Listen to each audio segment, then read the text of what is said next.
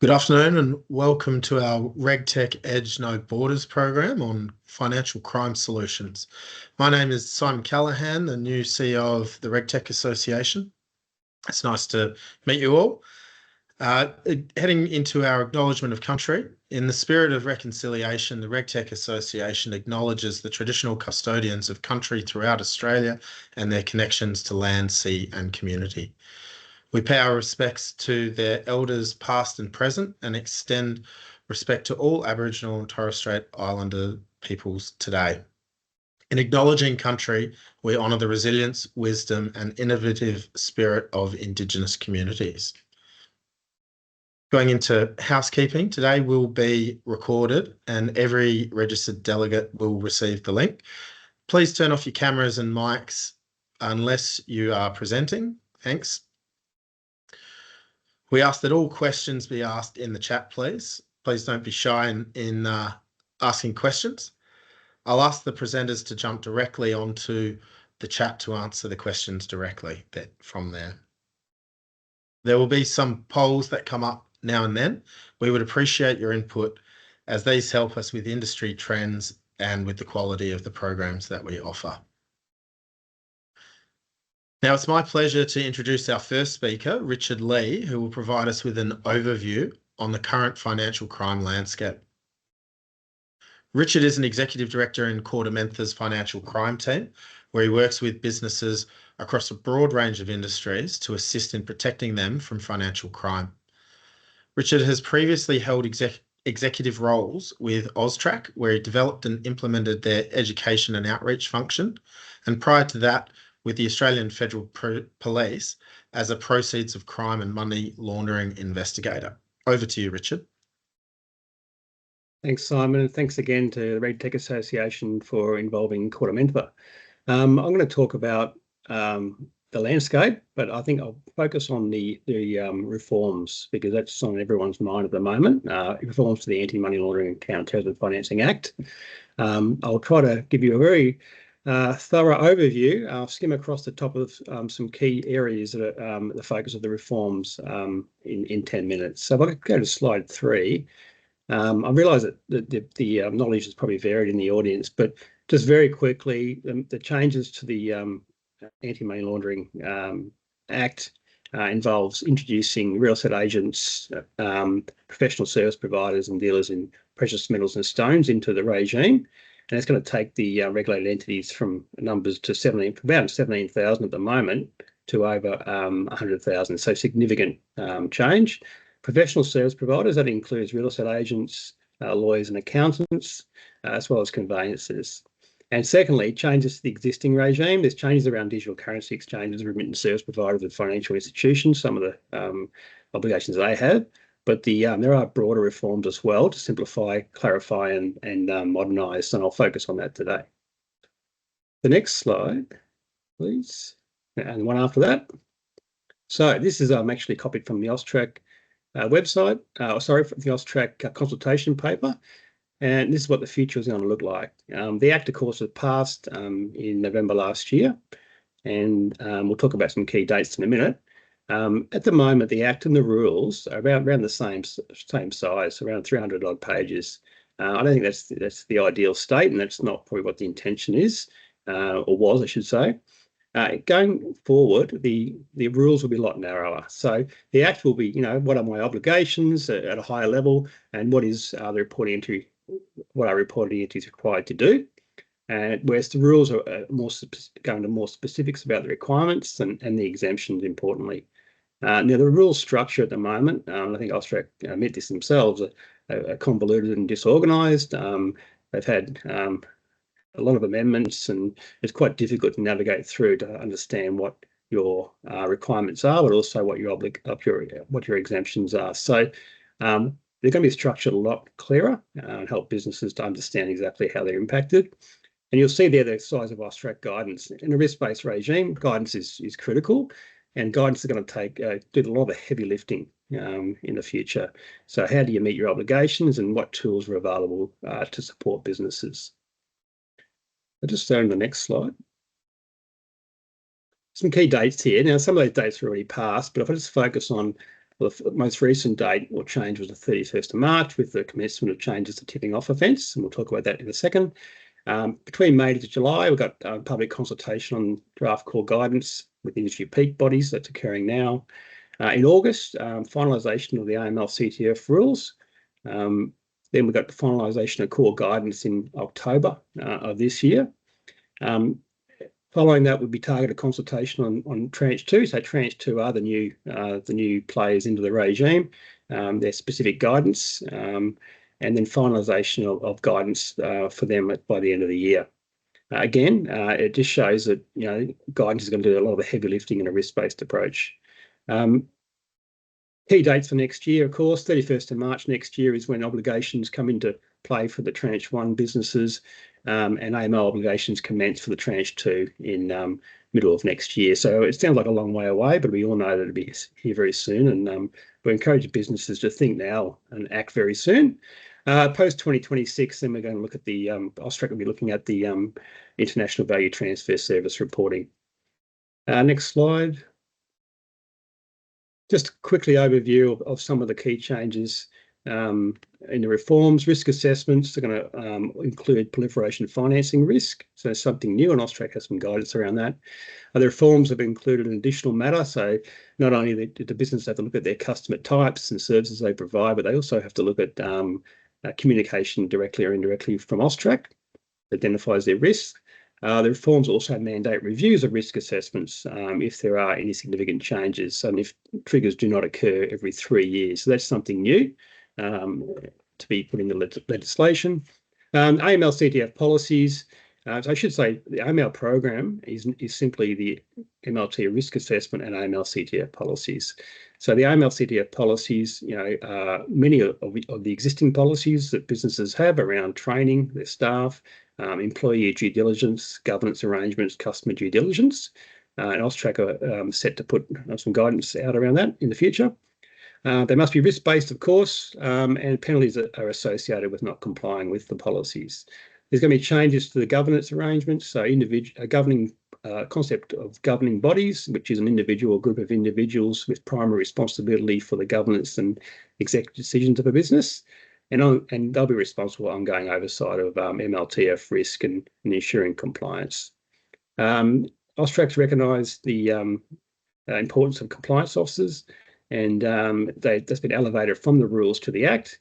And businesses, when the Act is passed, Act comes into play, must give compliance officers sufficient authority, independence, and access to resources and information to ensure they can perform the functions effectively.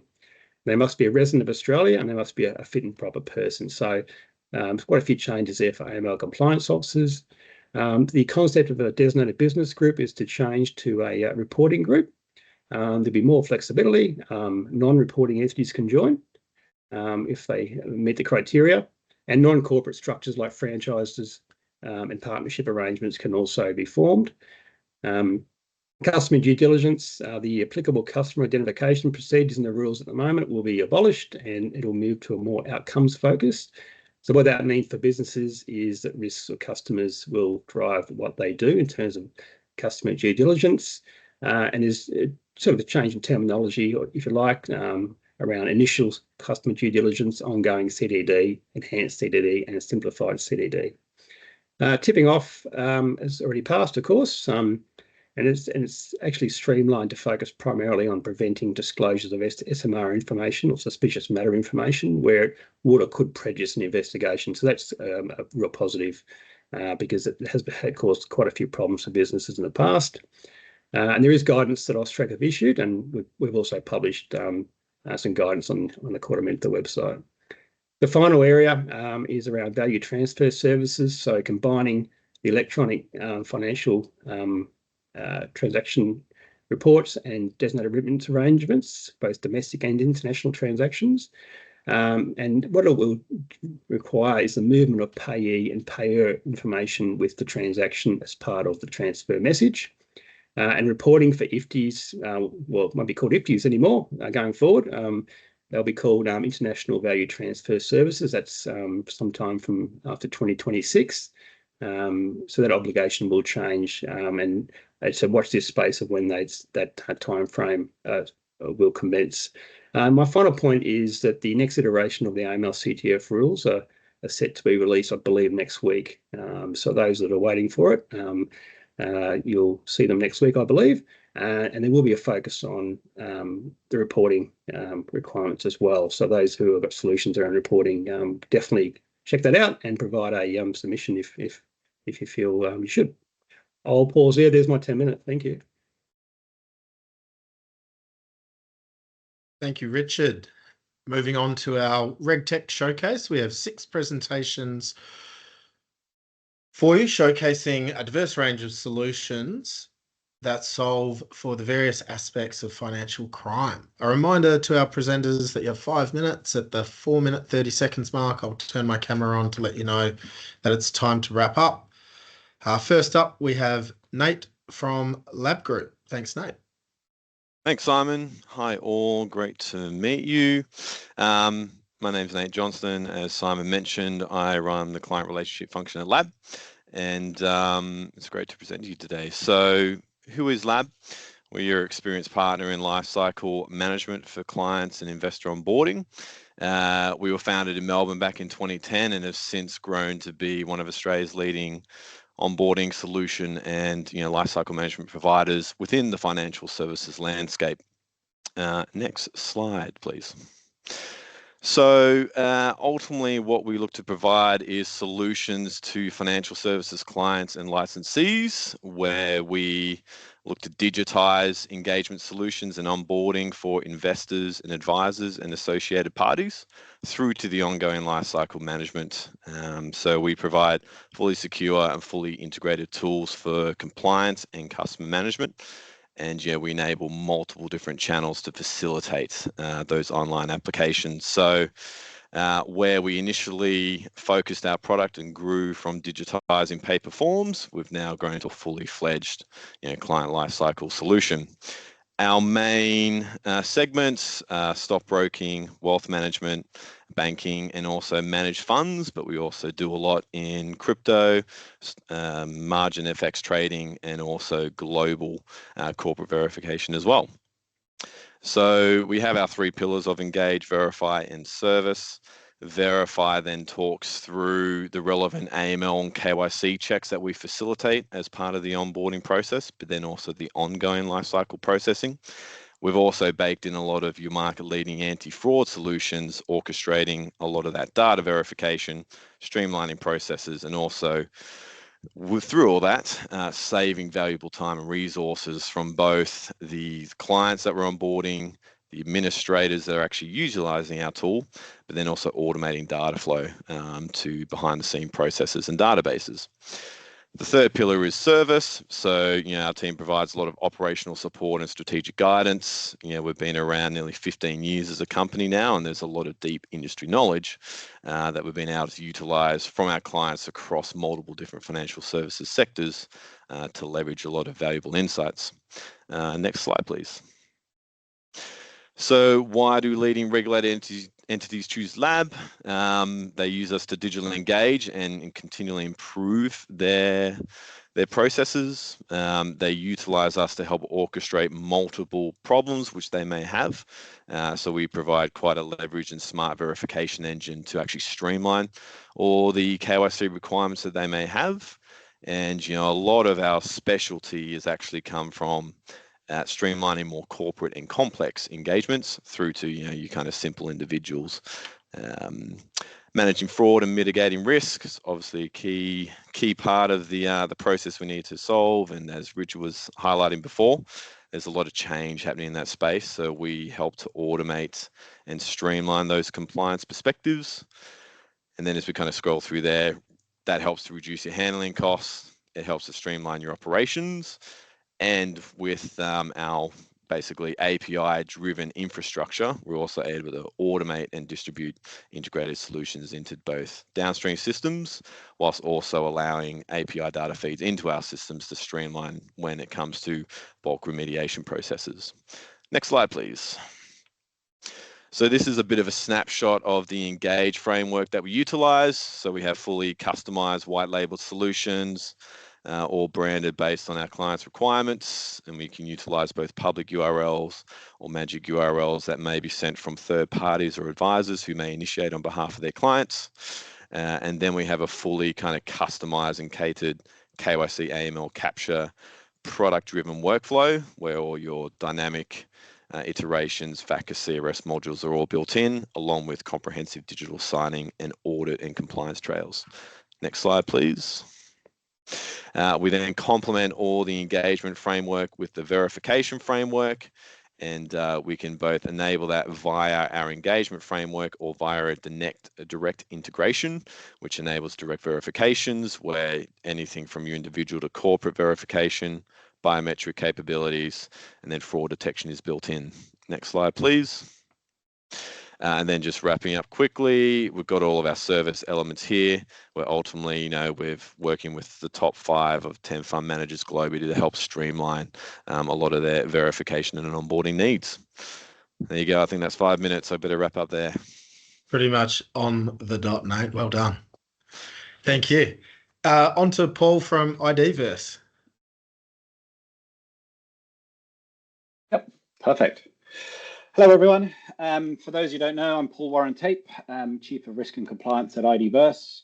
IDverse is now actually excited to say a LexisNexis Risk Solutions company post the most recent acquisition. We actually use AI to deliver end-to-end identity verification and fraud protection globally. So let's get on to the next slide, please. So what am I kind of talking about today? We're obviously proud to introduce our 5th generation of identity verification. It's a reimagined verification experience built to raise the bar on both kind of that user experience and user interactions, security, but most importantly from fraud prevention. Because as we know, the IDV market has evolved and so has fraud. And so as those pesky fraudsters have got more tools in their toolbox, especially being AI driven. So our response, we've got a radical new approach, which is purpose-built for the threat landscape of today and tomorrow. Next slide, please. So what does it look like? From a high degree, this looks like everyone else's. From an identity perspective, everyone's kind of UI can look very nice, but what's really the power of these systems, which doesn't kind of come through, which you'll need to see in a video, is that interactive nature that we've kind of moved to. So as I always say, not all AI is created equal, and it's what's under the hood, which is what's important. So let's get into it. Next slide, please. Now, as we know, what we're saying is starting at the core. So from what we're seeing, we want to make sure we can capture documents and we can prove someone's a real person, whilst also ensuring that we're stopping those fraudsters. So we've used kind of new AI methods in order to move to an active document capture, which is important, and how we've changed our liveness. Next slide. How are we thinking about this more broadly? Obviously, clients want flexibility, and obviously Generation 5 now allows for modularization with the joys of SDKs, because we know we've delivered web-based applications today, and now as we start to move and kind of phase out people sending, here's an SMS, please fill out your identity verification, they want to then start to embed that into their applications, and that's going to be more commonplace across the financial industry in the coming kind of year or years. So it allows for kind of complete customization, and you can obviously keep that kind of branding, which is really important from a culture and their aesthetics kind of point of view. Next slide for the exciting part. Obviously, the stopping the next generation of AI fraud, as we said, deepfake fraud has been on the rise, and it's not just the good old Tom Cruise videos, it's the actual deepfake documents which is rising. We saw that rise from about 34% last year to 68% this year. And these sites are a dime a dozen. So people have got a low barrier to entry, and it's almost coming cybercrime as a service. Next slide, please. So what are we doing? We use obviously a neural network and computer vision to obviously keep out all the fraudsters, which shield obviously our clients and our customers from all of those different attack rings that we get, from fraud rings, stolen identities, to deepfake or synthetic identity documents. Next slide. Whip through this.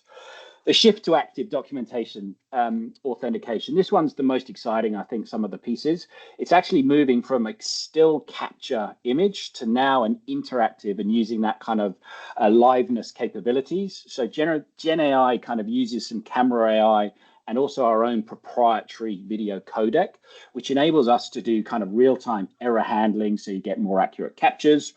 And more importantly, we can stop injection attacks at the front door. So this is even from the sophisticated synthetic media which is being created. They cannot get through how we're actually then encrypting and securing that in the first place, which is also backed up underneath if they are finding new ways, as we can never say never. They'll find ways to obviously bypass that, and it's making sure we can pick up fraudulent documents as that first state in any sorts of identity verification. Next slide. So that's kind of talking the improvements around stopping and from the technology today stops injection attacks in its tracks. Next slide. Obviously from a good old face, you need your liveness component. We've also been thinking about that face preview, and we've actually introduced a conceal mode, which is putting privacy at the core. It removes your ability to put your face in that good old certain area, which makes it much more privacy forward. It also then enables that person to obviously have a high deal of security and also from an accessibility standpoint. So it's actually kind of exciting of what that actually looks and feels like. Now, as I wrap up, the two things are kind of going. We've obviously got the next generation technology, which can be integrated through any sorts of channel, but it's also proven protection against today's deepfake injection attacks as AI fraud surges. So we are hopefully solving today's problems, but also keeping those pesky fraudsters away from your doors. Thank you. Thanks, Paul. I appreciate it. On to Craig from Symphony AI. Yeah, thanks, Simon. And hi, everyone. It's Craig Robinson here. I'm in our product and strategy area for Symphony AI. Jump on the next slide. Symphony AI, as many of you may know, we focus around kind of AML compliance obligations, and we have a much wider business who's looking at AI solutions that either help people do the core components of their job much better, so augmenting that kind of investigator experience in the fin crime context, or just helping people better manage the data that they've got to use, whether that's for sales in some of the other verticals we work with, or in the compliance context using data in order to find risk. Move to the next slide, please.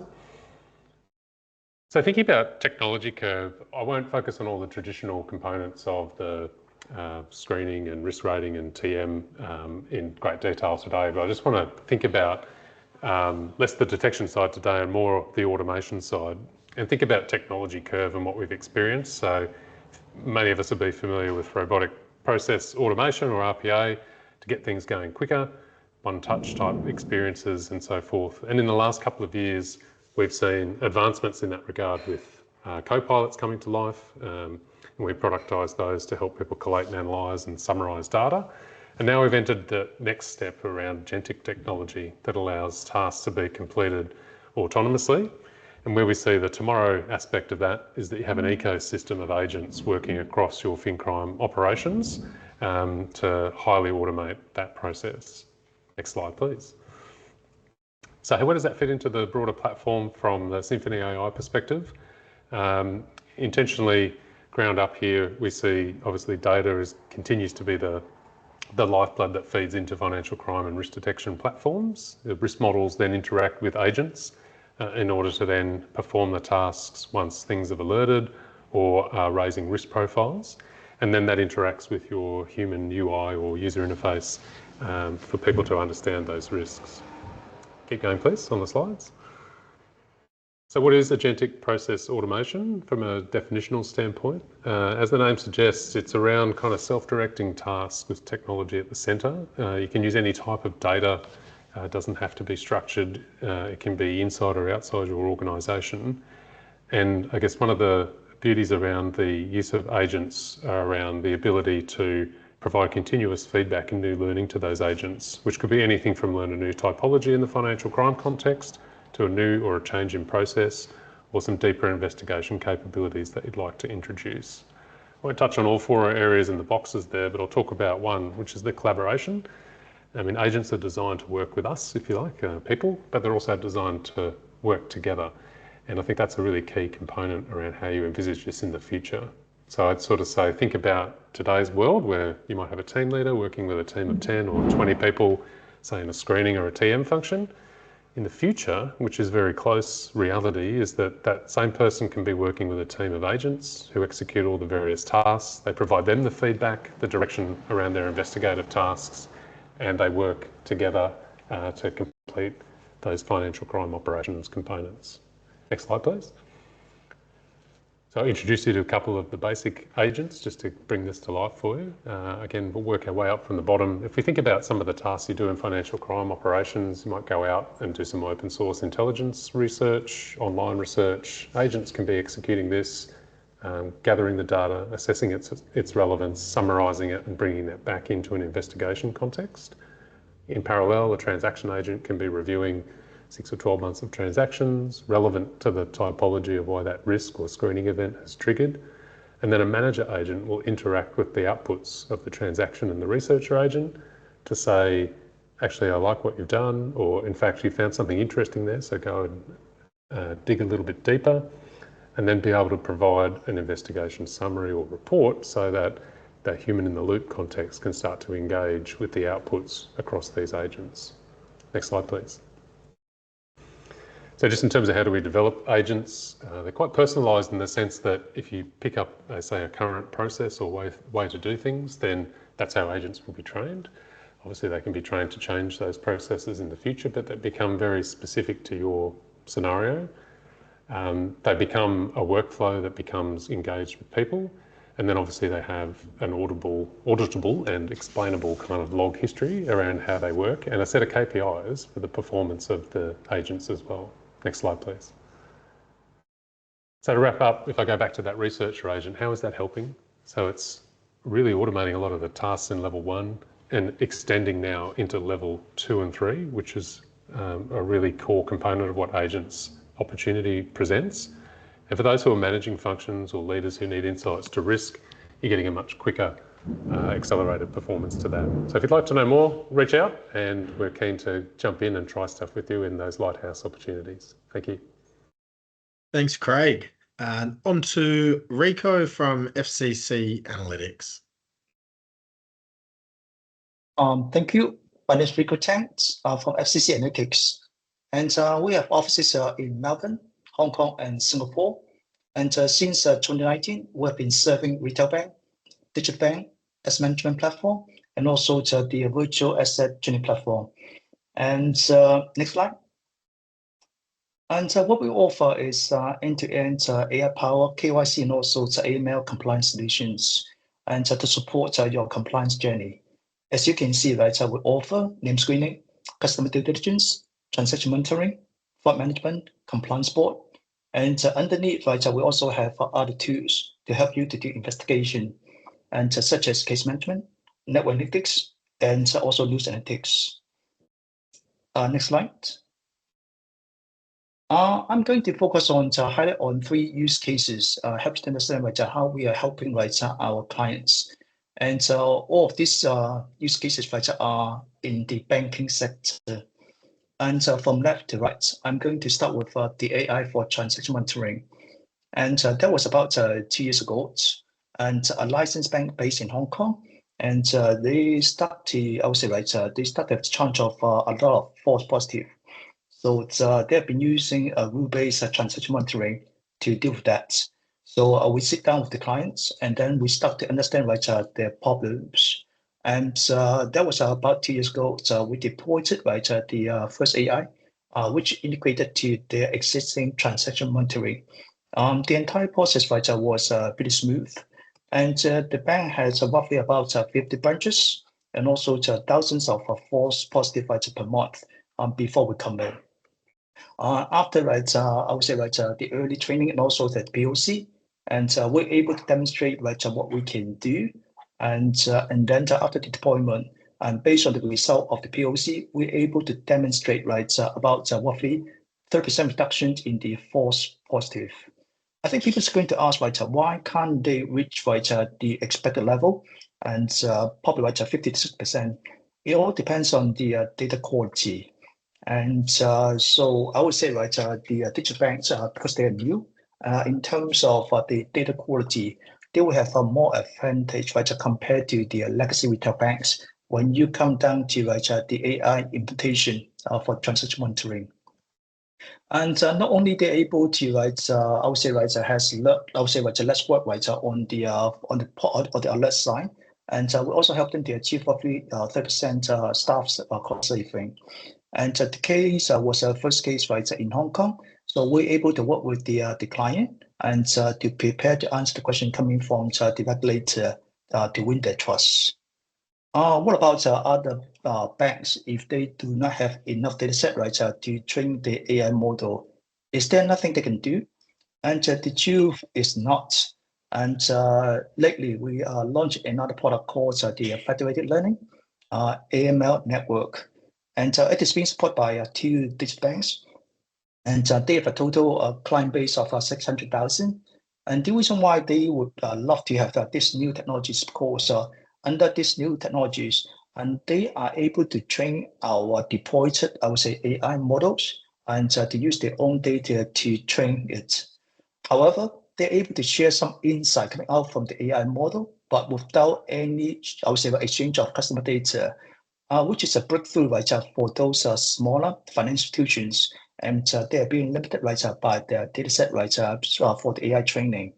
And this pilot program has been funded by the Hong Kong banking regulator, the Hong Kong Monetary Authority.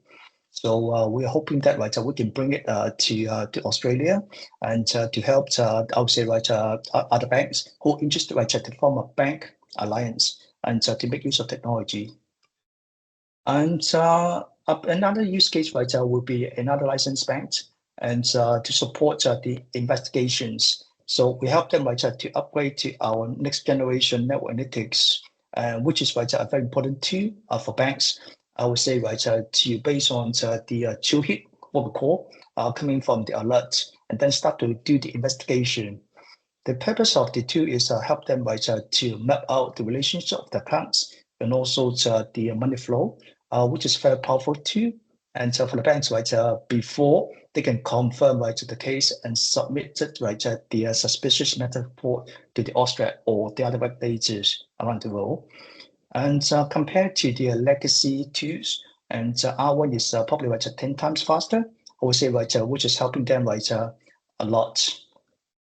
So for the next slide. So I think I would say our edge is trying to, I would say, right, support our clients to accelerate their AI adoption with the experience, right, to win the trust of our regulators. I think that's quite important because, right, at this stage, right, regulators really want to understand, right, how the AI are making decisions. So through the, I would say, engagement of clients, we're able to help the regulators about what data are being used for the AI training, what models are being adopted, and also the governance. So if you're in Melbourne, right, happy to connect it. If you are based in Sydney, right, we're going to be Sydney, right, on the 23rd to 24th of June, and for the ACAMS event. So please come to say hello. Thank you. Thank you, Rico. On to Mike from Truth. Great, thanks, Simon.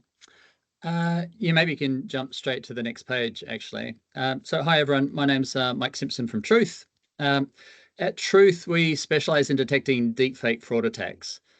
These attacks can take many different forms. They obviously range from things like AI-generated documents all the way through to deepfake videos that imitate the biometrics of the target. So our mission is to protect our clients and their customers from all of these kinds of deepfake attacks.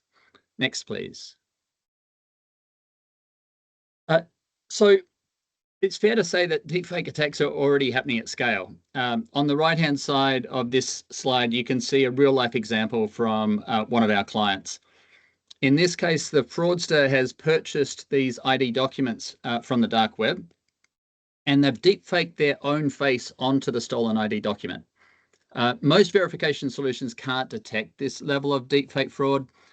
And I should point out that this is not an edge case. This type of deepfake attack comprised around about 4% of customer applications last month for this particular client. Next, please. Now, deepfake fraud is not only focused on ID documents. The fraudsters are also targeting the insurance sector, for example. Here you see a photo supporting an auto insurance claim. The problem is it's not a real image. It was generated by ChatGPT 4.0.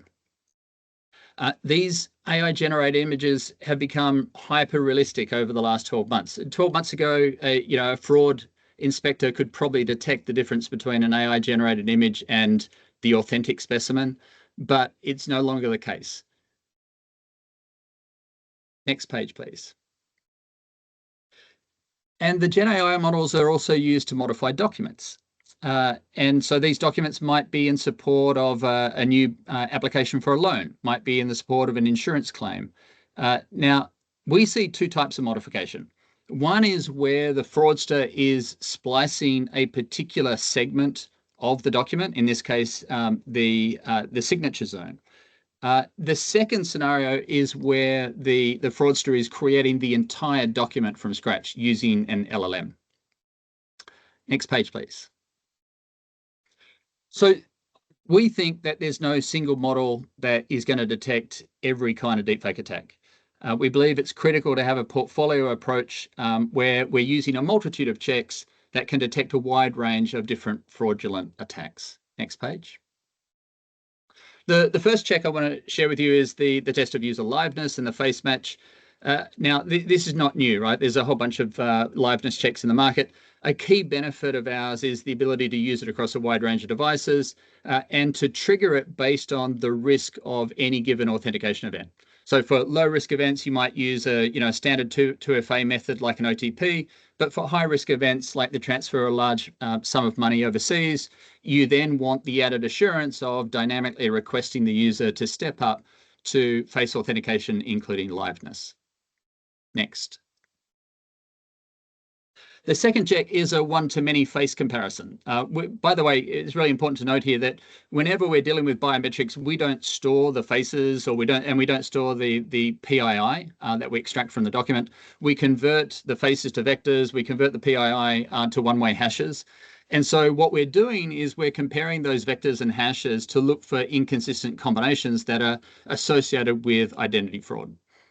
So the important thing here is it's privacy compliant and perfect for fraud detection across consortium partners. Next, please. The third check is where we're looking for deepfake image generation.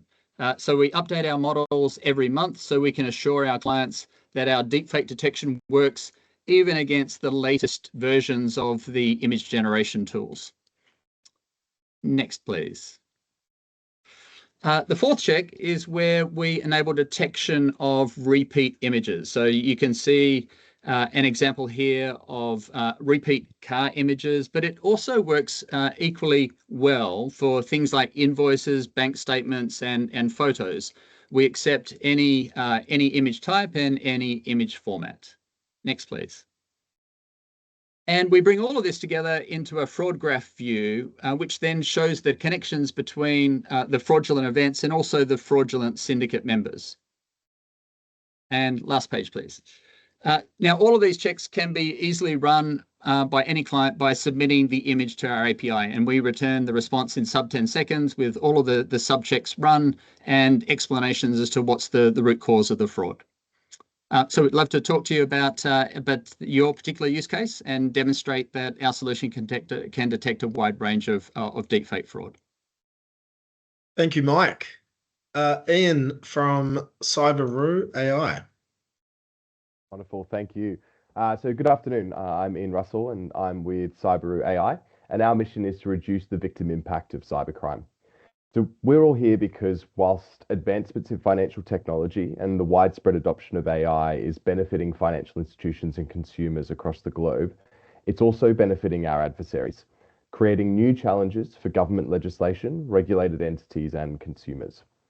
Whilst many of the solutions here today are focused on the compliance and risk aspects of combating financial crime and money laundering, I want to take a slightly different approach and show you how we proactively combat it. Today, I want to explore a use case that's growing at an alarming rate and supports nearly 10% of all crime financing worldwide. That's money laundering through unlicensed online casinos and how we at Cyberoo combat it. Next slide, please. So whilst legitimate gambling platforms are usually heavily regulated, a shadow industry of unlicensed operators has grown and continues to thrive, presenting a fertile ground for laundering and supporting criminal proceeds. These unlicensed casino operators currently generate an estimated $67 billion in revenue each year. In the UK alone, over 1.5 million people accessed these sites last year. And in Australia, the market's worth around 1.1 billion Australian dollars, with the ACMA blocking close to 900 illegal gambling websites to date. The scale is massive, and whilst the profits are huge, they are well and truly overshadowed by the volume of money being successfully laundered through these sites. Next slide, please. Unlicensed casino operators or unlicensed casinos are used by criminals to deposit illicit funds, simulate gambling behavior, and withdraw the proceeds as winnings, all whilst luring unsuspected victims to gamble clean money and make additional profit on the way through. Last year, online illegal casinos were responsible for laundering 10% of the proceeds of global organized crime, a staggering $140 billion US. So how are we confronting threats like this one head on? By using the same advanced technology we've deployed against cybercrime and brand impersonation for over a decade. Next slide, please. Our global detection engine proactively identifies and tracks unlicensed gambling sites that enable money laundering. They're not just simply websites, they're professional infrastructure mimicking legitimate casinos from Macau or Las Vegas and running sophisticated affiliate marketing to attract users. Using a combination of advanced generative AI, automation, and human expertise, we can spot the patterns, language, and tactics used by threat actors. And whether it's a cleverly disguised domain, a malicious impersonation attempt, or in this case, a crime-driven money laundering machine, we can proactively identify these threats in real time. Next slide, please. Detection, however, is only the beginning. To truly begin to disrupt and dismantle these criminal groups, the criminal groups behind the scenes, our team of experts engage directly with these unlicensed platforms using ethical scam baiting and social engineering techniques. Our analysts pose as users, initiate transactions, and engage with customer support teams just like a real launderer or potential victim would. From there, we collect and catalog mule accounts, bank account numbers, crypto wallets, payment processors, and affiliate systems that are used to transfer or wash funds.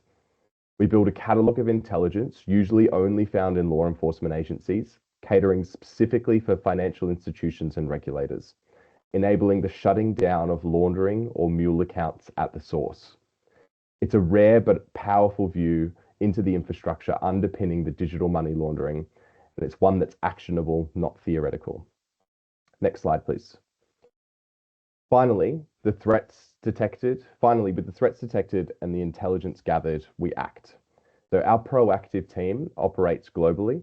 Our proactive takedown team operates globally, combining automated tooling with deep partnerships across registrars, ISPs, hosting providers, and platform operators. For unlicensed casinos, we deploy a coordinated approach that includes legal notifications, registrar and infrastructure takedowns, targeted reporting for enforcement, and collaboration with regulators. We know that detection isn't enough.